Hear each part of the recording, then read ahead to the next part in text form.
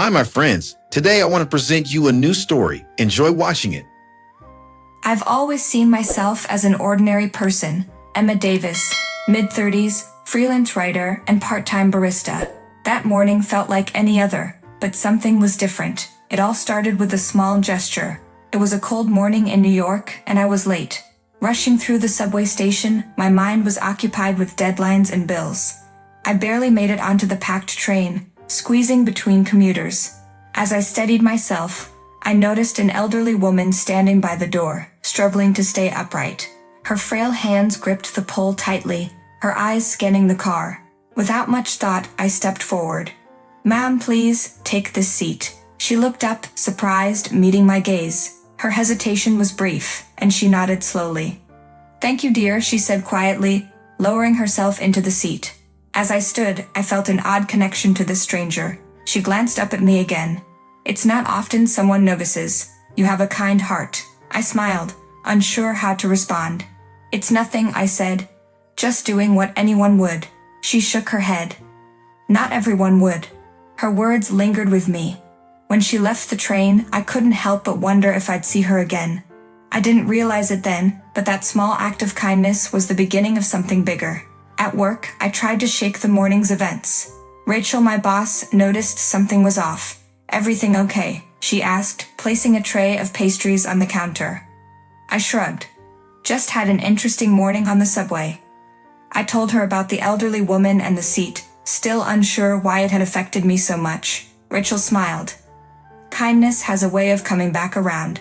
You never know whose life you've touched." I nodded, but her words stayed with me. That small gesture had set something in motion, something I couldn't yet understand. That night, sleep eluded me. By 3 a.m., I gave up and went for a walk. The city was quiet, almost peaceful, and I ended up at a small park near my apartment.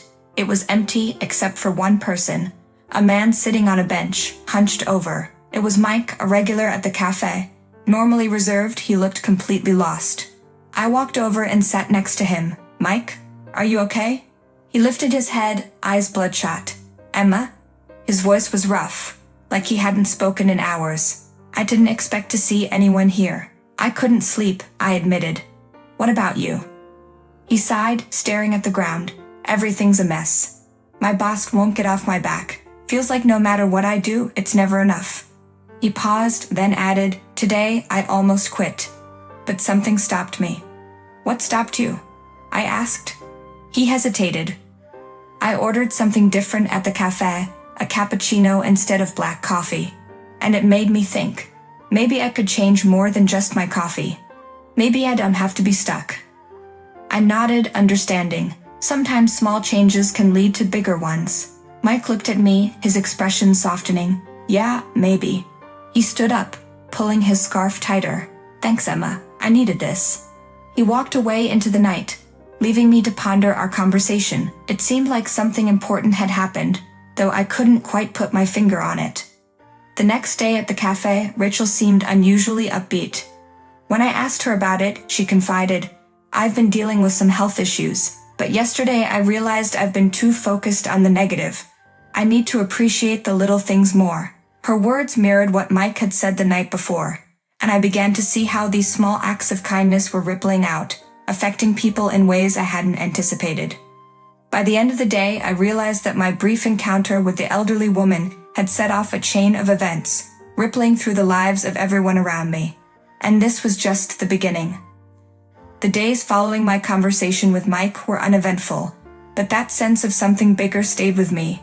It was as if invisible threads were weaving through my life, connecting people in ways I couldn't yet see. I didn't dwell on it too much, but that feeling hung in the back of my mind, lingering like a faint melody. A week later, it happened again. I was at the cafe, finishing up my shift. The lunch rush had just died down, and the place was quiet.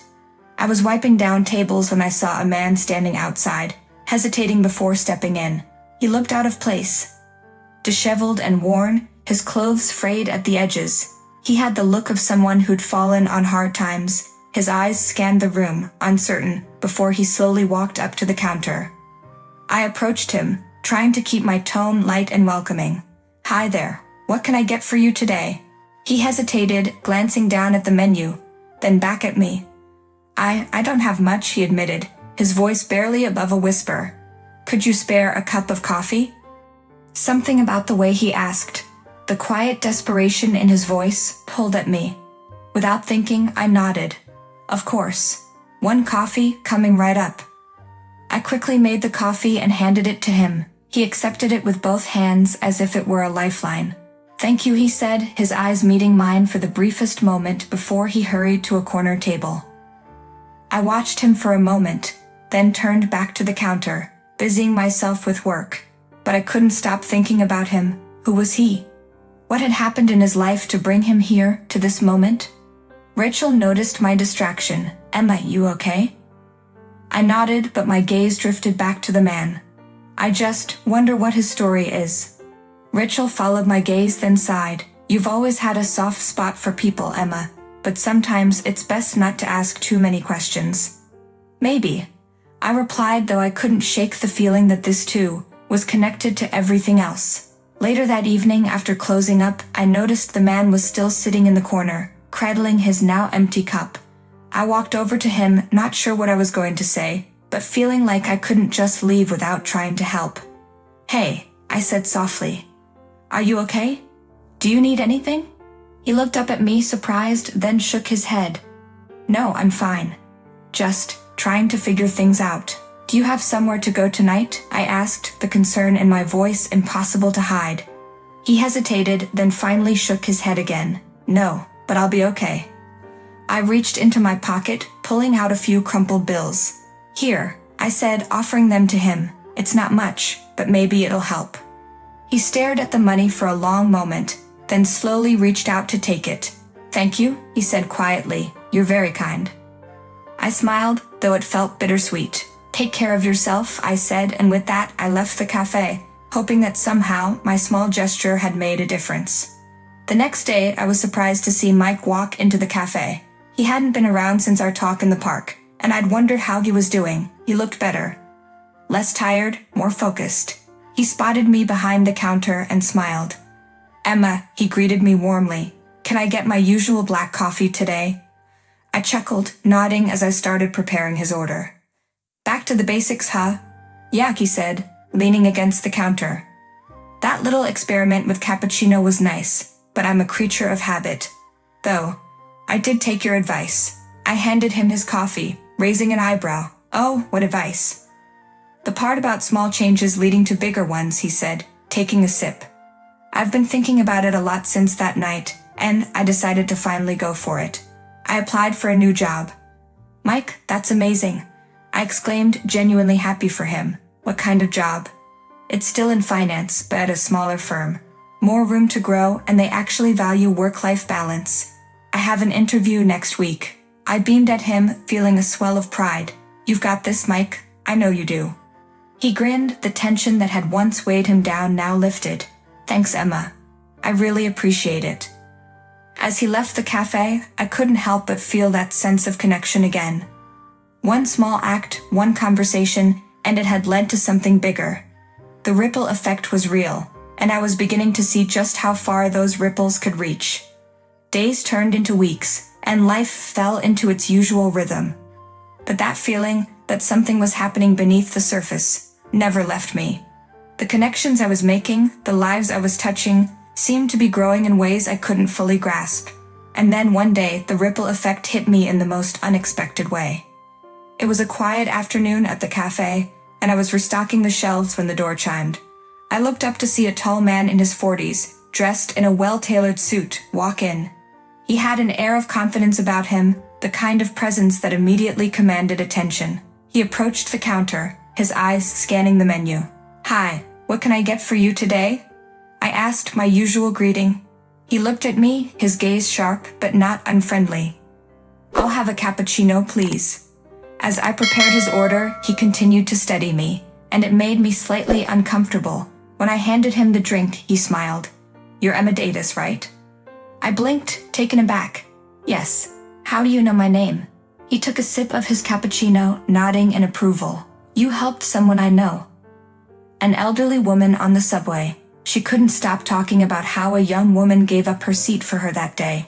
I stared at him surprised. You know her? She's my grandmother, he said, his voice softening. She told me how much that small gesture meant to her, and to me.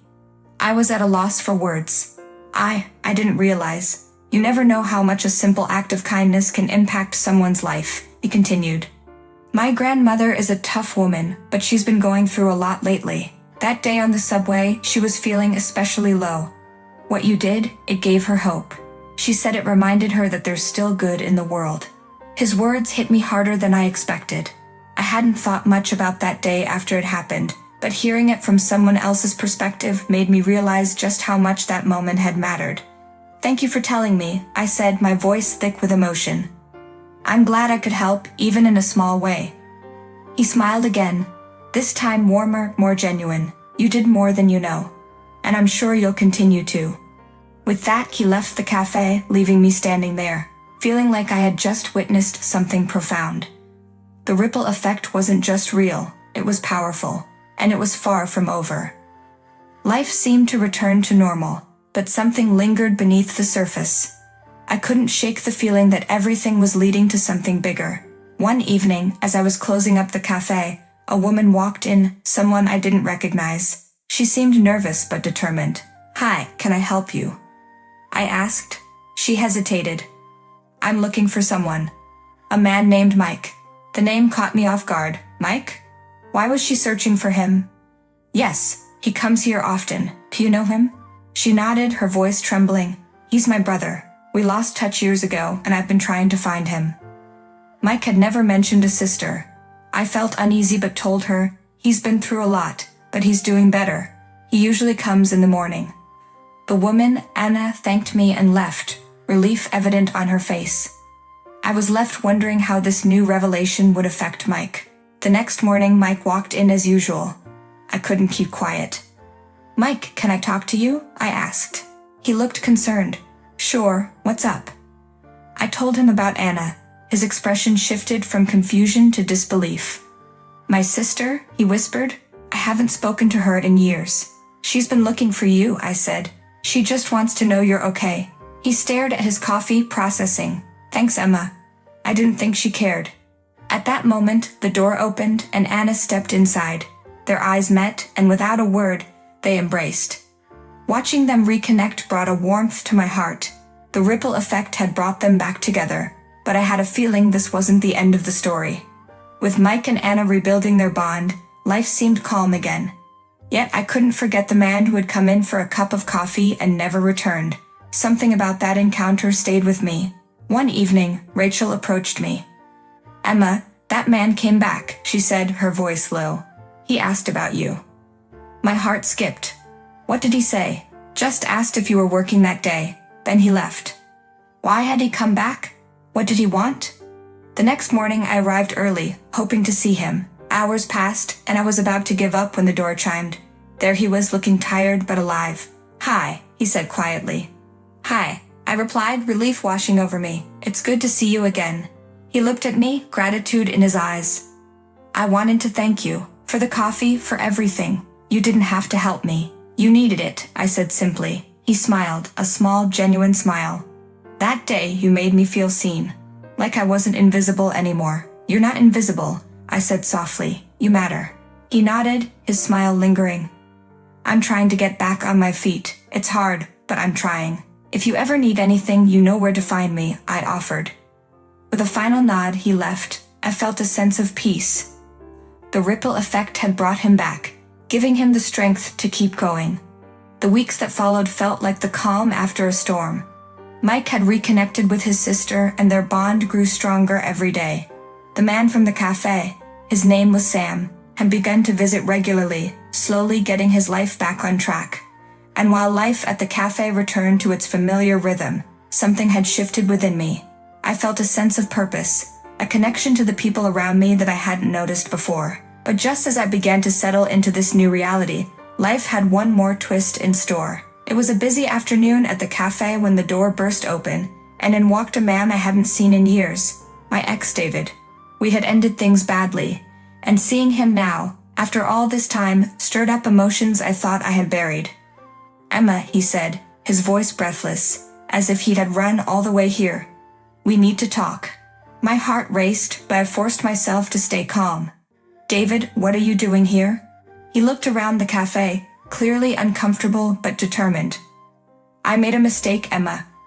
I've been thinking about you, about us, and I realized I want another chance. His words hit me like a punch to the gut. I had spent years trying to move on from the pain he had caused me, and now here he was asking for a second chance. Part of me wanted to tell him to leave to protect the peace I had worked so hard to find. But another part of me, maybe the part that had been changed by the ripple effect, wanted to hear him out. David, we've both changed, I said carefully. What we had, it ended for a reason. I know, he replied quickly, but I've changed too. I've realized what I lost when I walked away from you. Please just give me a chance to prove it. Before I could respond, the door chimed again, and in walked Mike and Anna. They noticed the tension immediately, and Mike's protective instinct kicked in. Emma, everything okay? Mike asked, his gaze flicking between me and David. I nodded, though I wasn't sure it was true. This is David, my ex. He just showed up. David turned to Mike, sizing him up. I'm not here to cause trouble. I just want to talk. Mike crossed his arms, clearly not convinced. Emma doesn't owe you anything, man. You hurt her once. Don't do it again. David's face softened, and he turned back to me. Emma, please, just a few minutes. If you still don't want anything to do with me after that, I'll go. I hesitated, glancing at Mike, who gave me a slight nod, signaling that he had my back. Finally, I sighed. Fine, let's talk. We moved to a quieter corner of the cafe, and David began to explain how much he had regretted leaving me. He had been lost back then, unsure of what he wanted, but now he claimed to know. He painted a picture of a future together, one filled with apologies and promises of change. But as he spoke, something inside me shifted. I realized that I didn't need his validation or his promises. The person I had become, the person who had helped strangers like Mike, Anna, and Sam, was strong, independent, and at peace with herself. I didn't need to go back to the past to find happiness. I had already found it within myself. When David finished, I looked him in the eyes, feeling a calm resolve wash over me. David, I appreciate you coming here and saying all this, but I've moved on. I'm happy with who I am now, and I don't need to revisit the past to find my future. He stared at me, his expression a mixture of disappointment and understanding. I get it, he said quietly. I'm sorry, Emma, I really am. With that, he stood up and left the cafe without another word. I watched him go, feeling lighter than I had in years. As I turned back to the counter, Mike and Anne approached, concern in their eyes. You okay? Mike asked. I smiled, feeling a deep sense of relief. Yeah, I am. I finally closed that chapter. Mike nodded, a small smile on his face. Good. You deserve to be happy, Emma. Just then, the door chimed again, and in walked Sam. He looked different, clean-shaven, wearing a new jacket, and carrying a small bouquet of flowers. He smiled nervously as he approached the counter. These are for you, he said, handing me the flowers. I wanted to say thank you. For everything. I took the flowers, touched by the gesture. You didn't have to do that, Sam. He shrugged, his smile widening. You helped me when I needed it most. It's the least I could do. As I placed the flowers in a vase, I realized that this was the true conclusion of the ripple effect. It wasn't about grand gestures or dramatic reunions. It was about the small, everyday acts of kindness that had brought us all together. The ripple effect had touched each of our lives in different ways, connecting us in a way I never could have imagined. And as I looked around the cafe, at Mike and Anna, at Sam, at Rachel behind the counter, I realized that this was my family now. We had all been strangers once, but through a series of small, seemingly insignificant actions, we had become something more. The ripple effect had come full circle, and I was ready for whatever came next.